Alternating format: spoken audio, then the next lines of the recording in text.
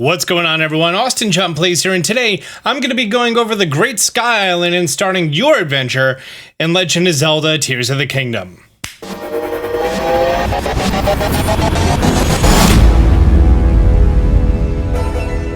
This video is not going to contain any spoilers whatsoever. We're not going to be discussing story beats, we're not going to be discussing cutscenes, how the game starts off, or anything. All I'm doing in this video is going over the Great Sky Island, which is the equivalent of the Great Plateau. And I'm releasing this video on Australian release date before the American release date to my fellow Australians out there. And if there's mechanics that you want to know about the game before you start off the game, then this is a great video for you. There's a whole lot of people who want to go into the game knowing nothing at all, but I have a lot of hours in this game, and there's some mechanics and there's some things that you should probably know beforehand, and experiencing this game is nothing like watching a video or hearing someone say something about the game, because every single person's solution to these problems is going to be different. The same way it was in Breath of the Wild, except stacked upon stacked, it's multiplicatively more fun to play because of just how free the game is. So if this isn't a video you want to watch quite yet, you could either choose to add it to the watch for later, which is right below me, or hit the like button and look back on your liked videos later. If you want to know more about the Great Sky Island and starting off your journey in Tears of the Kingdom, let's go. After the very beginning of the game's story beats, you're going to get your first opportunity to actually get a hold of Link and make your way over to the beginning of the game, which is called the Great Sky Island, which serves the same way that the Great Plateau did in Breath of the Wild, and here you're going to be able to get your beginning abilities and get a nice footing on how the game functions. You're treated to a beautiful cinematic. This game is beautiful. By the way, there's a version 1.1 update that's already live by the time the game is actually released, so if you didn't download that already and install it, you probably should. If you were to compare this game to Breath of the Wild, every single quality of life and refinement that you could think of is pretty much implemented here. First of all, swimming no longer takes up like a third of your stamina bar, so swimming isn't as horrible as it used to be by any means. Oh, by the way, in options, you can't enable amiibo yet until you make your way to the surface, and for camera sensitivity, you're going to want to probably put that on high. You probably did in Breath of the Wild. It was kind of mandatory for Lionel fights, and early in the game, you only got the leg wear. There was no shirt in there. I searched that room for a hot minute thinking that there would be a shirt. When you first start off, just grab whatever you can. You're immediately introduced to brand new items such as the Sky Shroom, which is the exact same thing as the Hylian Shroom, except it grows in the sky. There's no benefits to it. Here's an apple. You know what apples are. And then next to the apple tree is a stick. So they encourage you to take a stick and hit the apple tree and see that apples fall from it. Great, we're learning about game mechanics, and there's a bad guy. Now, if you played Breath of the Wild and you're familiar with the advanced combat mechanics like Flurry Rush and Shield Bash and things like that, those all return. Although I feel like they're slightly different. Maybe they're not different at all, it's just new enemies so they feel different. That could definitely be a thing as well. And after the enemies are defeated, you're going to be getting brand new items, the Soldier Construct Horn and Zonai Charges. Oh, there's so many Zonai Charges in the game, don't you worry. Hi, Stuart. This is Stuart. That's not actually his name, that's just what I call him. And Stuart's going to be leaving you this, which is called the Pura Pad, no longer the Sheikah Slate, because everything involving Sheikah tech and ancient guardians and all that has been completely stripped from the game. Most things from Breath of the Wild are back in the game, just nothing involving the word ancient. I really do love the way this game looks. Oh, hey look, it's a new dragon. That's neat. At the beginning of the game, you're going to be having the Decayed Master Sword, which only has a power of 1 and immediately breaks, or sorry, runs out of energy. Don't worry about that. I freaked out a little bit when that happened, and I was like, okay, well, this is weird. Yeah, don't worry about that. Just keep grabbing branches and making your way through, picking up everything you can.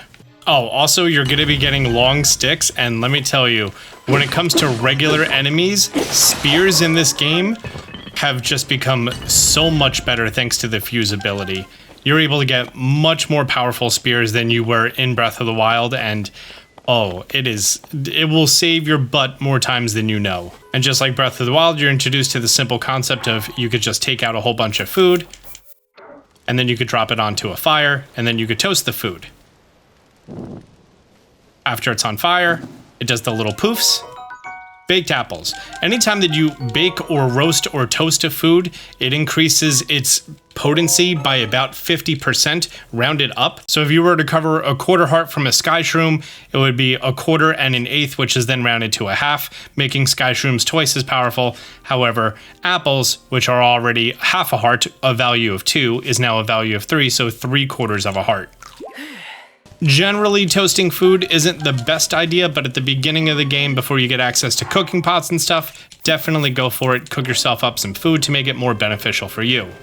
So anytime that you go to pick up a weapon and you can't, it's actually really helpful because then you could just go to your inventory and now you could drop from here so you can pick things up much more easy. If you want to fuse something that's inside your inventory, it's a very efficient way to take something out, drop it on the floor and fuse it. So get used to doing that because you're going to be doing it a lot. You can only drop one thing at a time though, so not the most beneficial if you're going to, you know, toast food or whatever. The first place that you're tasked with going to is the Ukouh shrine. Okay.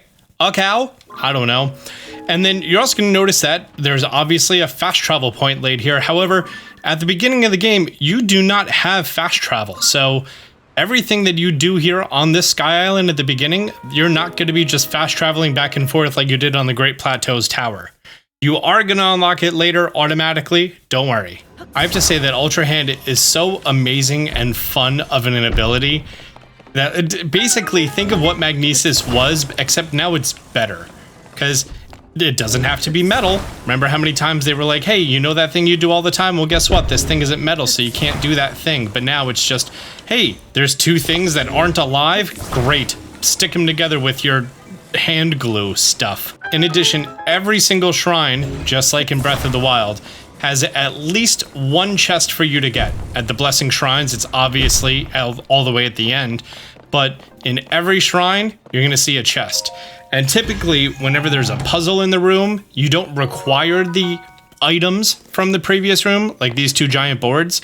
But in order to get the bonus chests, you may need the items from the previous part of the puzzle. So as you're going through, just keep an eye out for them. And when you don't bring the things from the previous room, typically the puzzles are a lot easier to figure out. Like this one is, oh, there's a rail here. How do I get over there? Well, simple. There's things that look like giant hooks. How about I put the hooks on the thing that I could grab on, and then I make my way over there. Actually, something that I've wanted to try. Can I just put this on here and then grab on? Yep, you sure can do that. So, you don't need to put the whole thing together. Gosh, I love this game. If you like to play Breath of the Wild with the concept of, hey, I'm gonna mess around and find out, there's a lot of that. As soon as you come out of the shrine, do yourself a favor, look around for the green swirlies. Those are your next two destinations, and you're gonna notice, wow, shape of a triangle, Triforce, I get it. Also, while you can, in theory, go to any of these shrines in any order, as opposed to the Great Plateau, I feel like the Great Sky Island is a lot more linear in design. Maybe because your different abilities kind of play off of each other and they're less individual things, but there's sort of a clear path and you'll find it. Oh, anytime you see these decayed constructs, make sure you check them for a Zonai charge. I think Zonai charges are the only thing they could drop. It's the only thing I've gotten out of them. You'll also be finding a stone axe here, which is actually the first fused item that you're going to be getting in this game, even though at this point it doesn't tell you that it's a fused item. It just says stone axe because that's what it is. And then you're tasked with crossing this lack of bridge, but then there's a safety net. That way, you know, in case you fall to your death, you don't die. And the game is sort of like laying out the puzzles ahead of you in the overworld. And listen, the Great Plateau was fantastic. In my opinion, the best tutorial ever in gaming. The Great Sky Island, I wouldn't say it's better or worse, but it's definitely different. And while it's less free in some senses, there's a lot of mechanics that you're going to have to get used to using. And it does a very good job on explaining how they can be used in different ways. And hey, here's a suspicious rock. Boom! Koroks are back. If you see Hestu, please return this to him. In regard to how many Korok seeds are in the game, a lot. Just as many as there were before. Hope you enjoyed Korok puzzles. Although there's the new Korok travel trips, and those are neat little things, and you get 2 seeds from that, so, you know, it moves along swimmingly. Oh, speaking of which, here's one of these trips right now. This guy needs to reach his friend. So you're gonna see these Koroks with these massive backpacks out in the world. You could see me? I was traveling with my friend, but then we got separated. And then they always send up a smoke signal, but before you initiate the quest, the smoke signal doesn't appear. Now, in order to get them from place to place, you're gonna wanna attach their backpack to something. And by doing that, you could just go ahead and put them on the rail. Hop on the rail. Hop on the rail, Link. Link, hop on the rail. Okay, that's fine. I'll catch the next one. I put a log on this one to make my life a little bit easier. Now that we're at our destination, I'm just going to detach him. Drag him over to his friend. If he says, there's my friend, you're done. Speak to them, and you get 2 Korok seeds as a reward, because there's 2 Koroks here. Bye. One of the subtle mechanics that you just learned about is anytime you see a campfire in the distance, go there. Trust me, every single time, it's going to be something helpful. Whether it's information, a secret, a puzzle, a quest. Unlike Breath of the Wild that had a lot of, let's just say, negligible NPC dialogue, almost everything is useful in this game. Please speak to everyone. Not only if they have a quest marker above their head. Oh, something else I want to point out. On this screen, when you're looking around, sometimes you're going to notice a little glisten on weapons. That glisten means that they still have their full durability. So I've been using this stone axe and then my inventory was messy, so then I sorted it. And you're going to notice one has a glisten, that's the new one I picked up, and one doesn't have a glisten. So if you like to use your weapons that have already been used and already have deplenished durability, that's how you could tell what their durability is, or just that they haven't been used yet. Now to get to the other side, you just need to make something that loosely resembles a raft. Not all of your builds are going to be beautiful, but as long as they work and they get you to where you need to go, you're good. This is low on durability, so let's just hit him in the face for a crit. Thank you, game, for letting me know how to perform a crit, as I just did one. And with that, we make our way to the Inisa Shrine. Now we have Fuse. Before launch, people were getting confused between Fuse and Ultra Hand. Once you play the game, you're not going to forget what the two are whatsoever. Ultra Hand is for objects in the world, Fuse is for items in your inventory. And Fuse is, there is so much to discuss about Fuse, as far as how different weapons interact with one another. A real quick summary on it, if you're holding a sword and you attach something to it, you're still swinging it like a sword. We could fuse a wooden stick with a boulder, and we could see that swings like a regular sword. If you have a heavy sword, like a thick stick or a claymore or something, and then you attach something to it, it's going to swing like a heavy weapon. Which, by the way, you could still do the animation canceling, which as soon as your second hit goes down, you can hit the jump button. Which, if you want, you could stack that with the jump attack afterwards. If you have a long pole, a long stick, a spear, and you attach something, it's still going to hit like a spear. And then your spears work like spears. When it comes to rock walls and things like that, you're always best off with heavy two-handed weapons, which is why the game is giving you a rusty claymore to do so. And when it comes to objects in the world that you want to break, it has a lot to do with how it's being swung and then also the power of it too.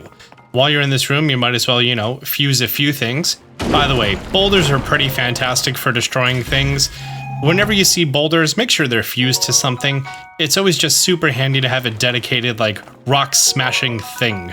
Oh, and here's one of the new items in the game, Fire Fruit, which is basically, this is a fire arrow now, although you could still also do that with choo-choo jelly. You could also do it with rubies. A lot of things will have the same sort of elemental effect. However, how big of an impact it makes has a lot to do with how powerful or rare the item is. So you can go ahead and look at your inventory and let's fuse one of these fire fruits. That way we can burn that and it falls down to the ground and we got our chest. Oh, and enemies can fuse items too, which makes the fact that you have a super powerful magic hand that can do these things a little less cool. Just saying. To be honest with you, I don't really fuse that many things to arrows, just because they go away so quickly. But if I have a multi-shot bow, then, you know, that's always very helpful later on. Oh, arrows are so plentiful in this game. You can very often have hundreds of arrows, which is so fantastic to know. Unless, you know, the #1 video on your entire channel is how to get arrows in a Zelda game. Oh, and you could fuse stuff to shields. There's essentially 2 reasons why you want to do it. One is for what's called the shield bash hit, which used to be exclusive only to Lionel weapons, which is just when you have your shield up, you just hit the bash button, and then you make contact with an enemy when they're not doing an attack. So with this bramble bush over here that's attached to a shield, it can actually do some damage, but I think it also has to do with the number that the shield is. Stuart, thanks for this cool jewelry. This is your battery meter.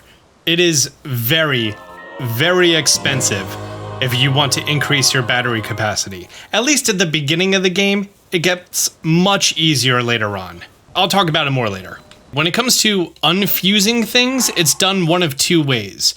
One is by destroying the fused material. So I have this stone axe, which is the wooden stick plus stone, because now it's broken down there at the bottom. And if I go to destroy fused material, it will then equip that weapon and destroy the fused material. At that point, I can then choose to attach a new stone. Oh, hi frog, thanks. And because the stick was used before, it still doesn't have perfect durability. The stick has a durability level, and the thing attached to it has a durability level. There is another way to destroy fused materials that actually doesn't destroy the fused material, but that's found much later in the game. It's at a specific location, and you have to pay rupees to do it. So if you accidentally fuse something very valuable, like your Hylian shield, to a stick, you can always take the shield off later. You also get access to your first cooking pot over here. I mean, I could talk about cooking pots for days. But essentially, especially at the beginning of the game, just cook one thing at a time. And by cooking one thing at a time, you're gonna get double the hearts back. And if it has a secondary effect, you're gonna get your most efficient use out of it. So like these sky shrooms recover 1/4 of a heart. If I were to cook one, it would recover half a heart, which is the same thing as toasting it. And if I cook 2, you would think that we're gonna get, you know, a full heart from it, and we do. If I cook 4 mushrooms together, I get 2 hearts. So it just sort of adds together, especially at these low numbers. But when it comes to like a rush room that gives you speed up, that's 1 minute of speed up. If I were to cook more, it could be more powerful, or it could last longer, things like that. Now, typically, any single thing that you can use Ultra Hand on, you can use Fuse on, including this enormous piece of wood over here, which then makes a board guster. Don't expect it to last for more than a few strikes, but that's a big old gust right there. This is your tutorial to how caves work. There's a lot of caves in this game. Get used to them. Which I could use my board guster, knock them all off of the ceiling, and then, you know, take my picking of them on the floor. Oh, and an ore deposit. Use something hard to break the hard. And the game gives you your first tutorial to these guys. After this guy is defeated, he's gonna drop a booble gem. Booble gems are needed for something later. If you see one of those booble frog monsters, hit it, get the booble gem. Get all of the booble gems. Hey, we got a tunic. Finally, it was getting drafty in here. Fun little thing. In Breath of the Wild, you were able to destroy rock walls with things that, you know, destroy ore. I never actually did that. Because you had unlimited bombs, there was no reason for me to use weapon durability, but now that you no longer have unlimited bombs, yeah, you're gonna be using big heavy rocks to break big heavy rocks. And when it comes to wood barrels, use an axe. So many arrows in this game, so many. Probably a great time to tell you that in Breath of the Wild, there was a mechanic that made it so the game had an artificial arrow shortage. Anytime that you had 50 arrows on you, you were not able to buy more arrows. That mechanic has been removed from Tears of the Kingdom. So you can very well have 200, 300 arrows in your inventory, and then if you just go to the store, you could just buy more of them. You could stock up as many as you would like. So if you have an efficient way to get rupees, yeah, that'll still work. If you have an efficient way to get rupees, you have an efficient way to get arrows. Oh, I should probably go over here first. This is one of these instances that the game is giving you optional things to do, and there's 4 floating islands, and it's up to you if you want to take this journey, which is going to be a little bit harder, and there's going to be a harder enemy down there, and there's more stuff at the top. So if you want to go ahead and attach these 4 giant floating things together to make a big old climbable staircase, you can very well go do that. If you're ever in a situation that you messed up a puzzle in the overworld and you have no way out of it, you do have an option. If you put down a save and then reload your save, the puzzle is going to be reset. So like, I can't reach that. I can't reach that. I don't have the paraglider, so I can't jump down. I can't climb up any of that.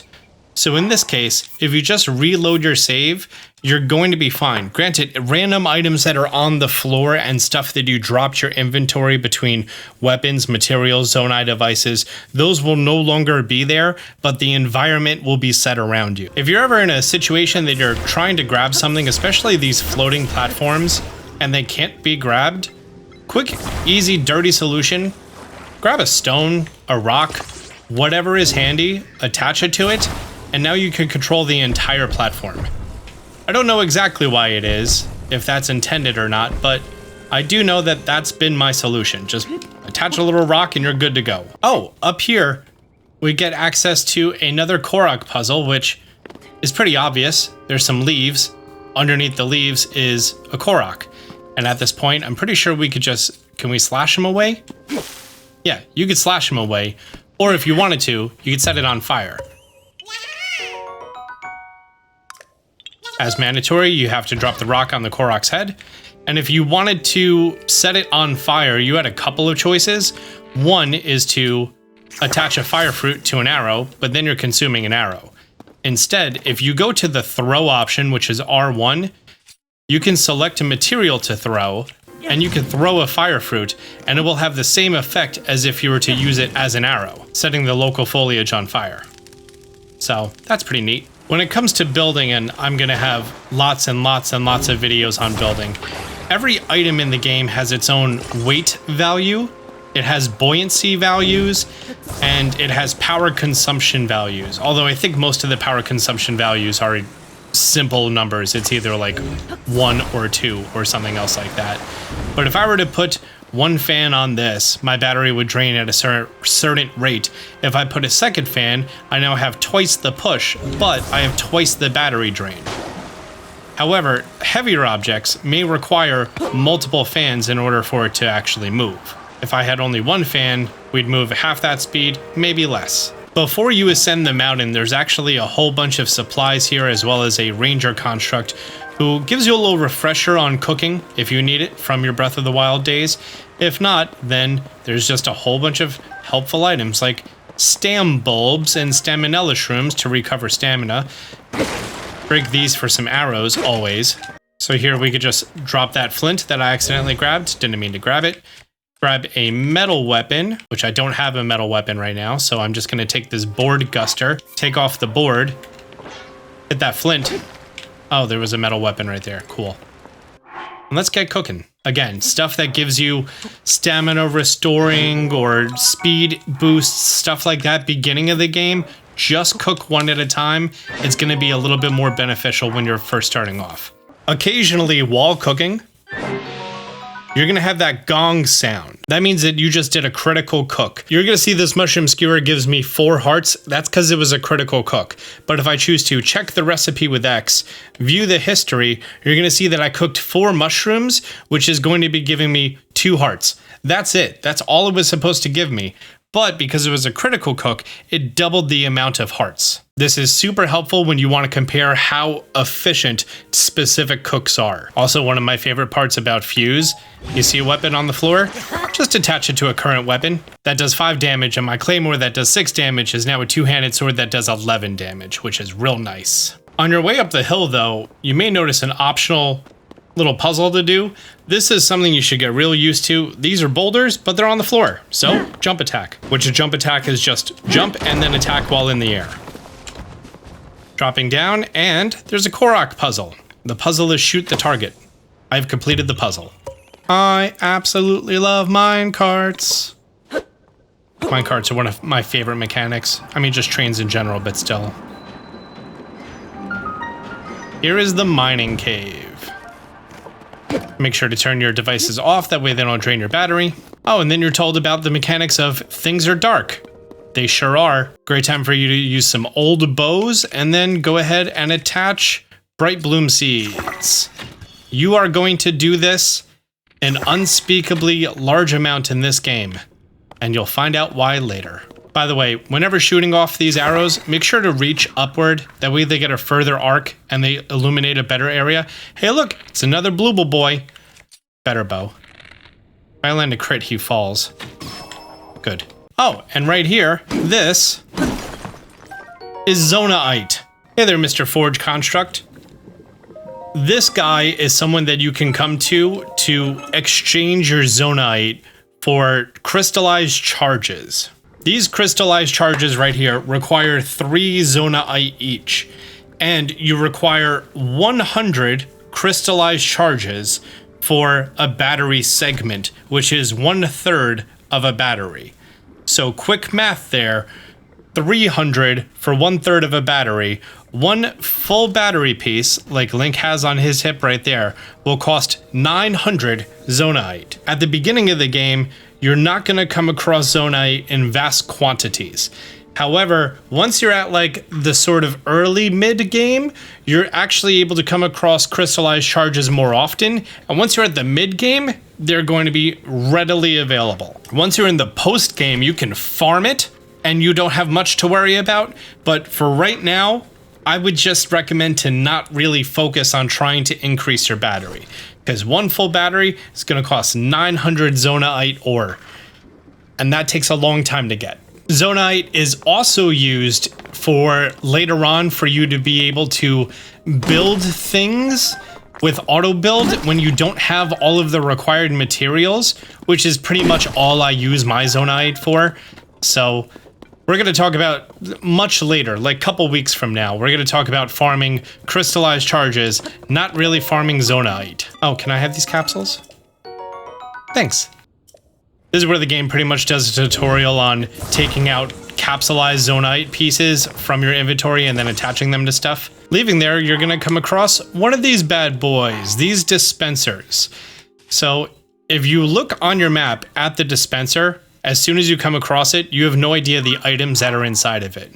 But once you go and you put your Zonaite charges inside of it, now you always want to put 5 charges in at a time, because 1 is going to get you 1 fan. If I put 5 in, you're going to get a lot more than 5.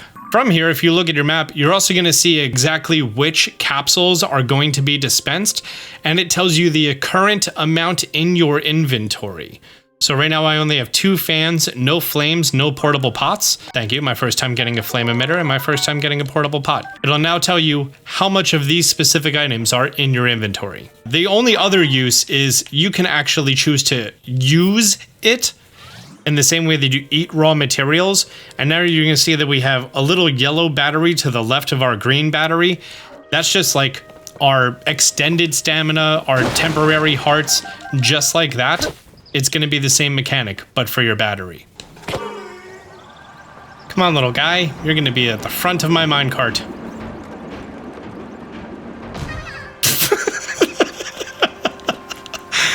That's never going to get old.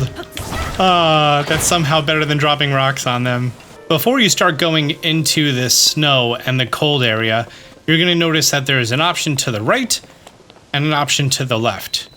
To the right is going to be a cave that has some spicy peppers. You can cook up spicy peppers one at a time for a very efficient use of cold resistance food. 2 minutes and 30 seconds per individual pepper. However, if we look to the left just a little bit, you're going to notice this. You know how on the Great Plateau you have the option of going against that stone talus? Well, here you have the option of going against this. And to do so without having the third or fourth ability yet is so reckless, and you should not try it whatsoever. I do not encourage you to come over here and try to take this guy down. However, thanks to Breath of the Wild and Tears of the Kingdom's anti-one-shot mechanic, which basically says if you have full health, no enemy doing an attack is going to knock you out, you can take it down if you want to. And you don't need any additional abilities other than the ones that you've already received. So, if you want to, go for it. I should probably talk about some enemies will just drop something on the floor that you cannot add to your inventory. Those have to be fused to a weapon. So right now I just made my claymore into a Flux Core 1 Smasher that does 16 damage. That's a lot of damage for the very beginning of the game. By the way, as you're coming through the pit cave, probably a good time to talk about something. If you came out of this cave before and has a check mark, and you're in this cave now and there's no check mark, the check mark is to indicate that you've already obtained the Booble gem from that cave. So if you didn't take down the Booble frog and get the Booble gem, then it's not going to have a check mark. Every single cave that I have found so far, at least, has a Booble gem. So it's up to you if you would like to remain in a cave until you find the gem. I personally do. The bomb tutorial. So we got ourselves a whole bunch of bomb flowers, and the point of this is to let you know that if you were to hit a like, which that's the enemy in front of me with a bomb flower, that they are going to expose their eye. But if you just get close enough, I really recommend spears for these guys, by the way. Do I have any good spears right now? I just have this boulder sledge spear. They will expose their eye, and then you just have at it. Like will sometimes drop arrows, most of the time drop their specific like stone, and there's usually a chest. I think there's always a chest. Oh, and then you get your optional like, or just run past him. Oh, is this to teach us about flame shields? Do they not like flames? Is that the reason this flame shield is here? Oh, they do not like flames. No, they do not. Okay. Yeah, they do not like flames. Okay, lesson learned. Probably a great time to remind you that if you run out of cold resistance food, you did get Zonai devices that are portable pots. And these portable pots, you don't need to power them. They're just automatically powered already. And you get to do a one-time cook.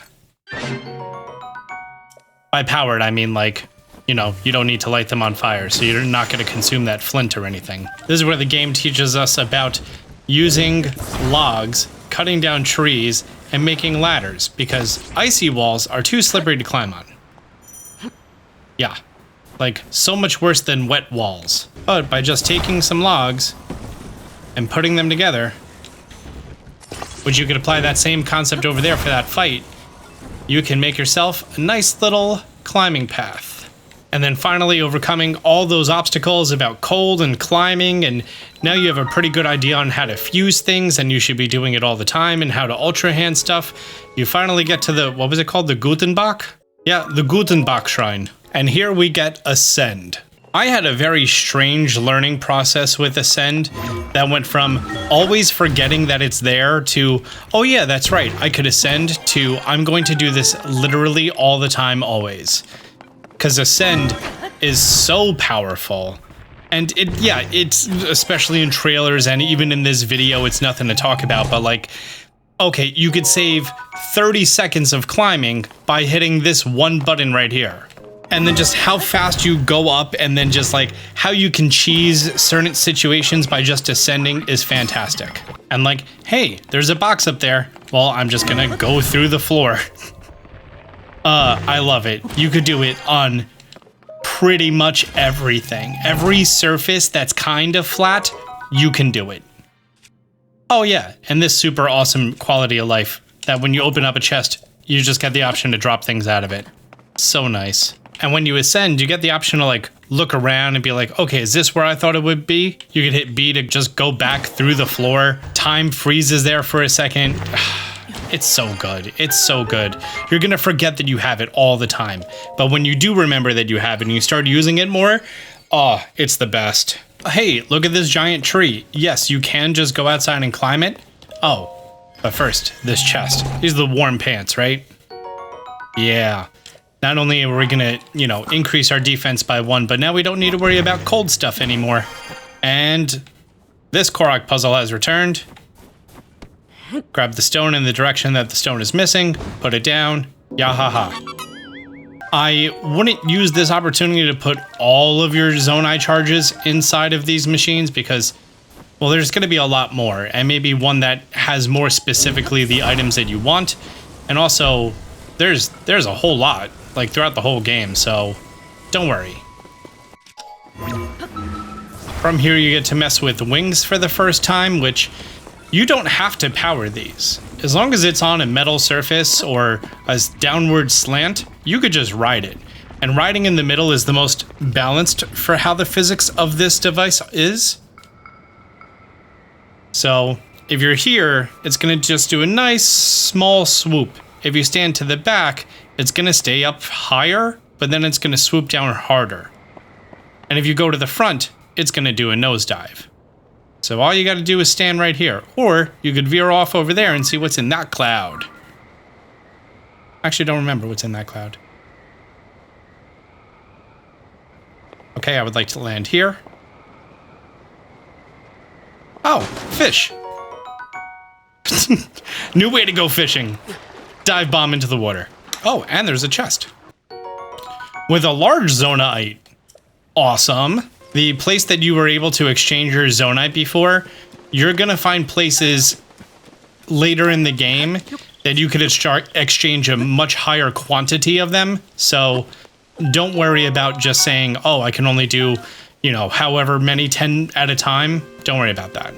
After a few more story beats, getting the recall ability, and figuring out how recall works, you can now also fast travel. Get it? Because you're recalling to a location? Thanks, I'll see myself out.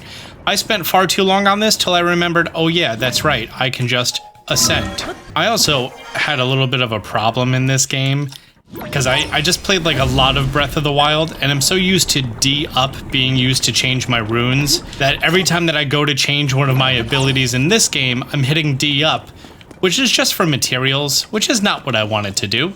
You're gonna be coming across your 4th shrine, the Nachoyah shrine. But also, right across is going to be this guy.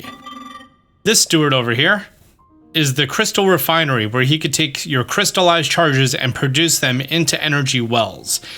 Pretty sure he's the only one in the game. So the fact that they put this shrine directly in front of him, yeah, I'm gonna say he's the only one in the game. So at Forges, you could change your Zonaite into crystallized charges, but then you have to come here to exchange them for energy cells for your battery. Okay, and also Rewind is an amazing ability.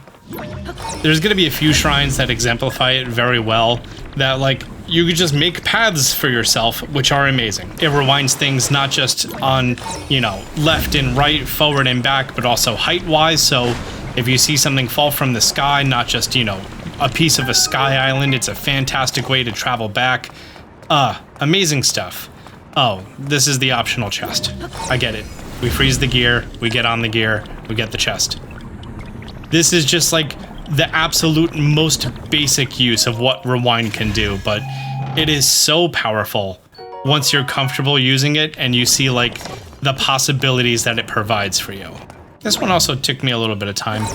It's also pretty interesting that as opposed to like stasis and stuff, there's no cooldown for Rewind. Like you could just rewind that, nope, not that, okay, cancel it, and then just immediately something else. It's also great for, oh, I built this, I built it wrong, it's falling off of the cliff, I need it back.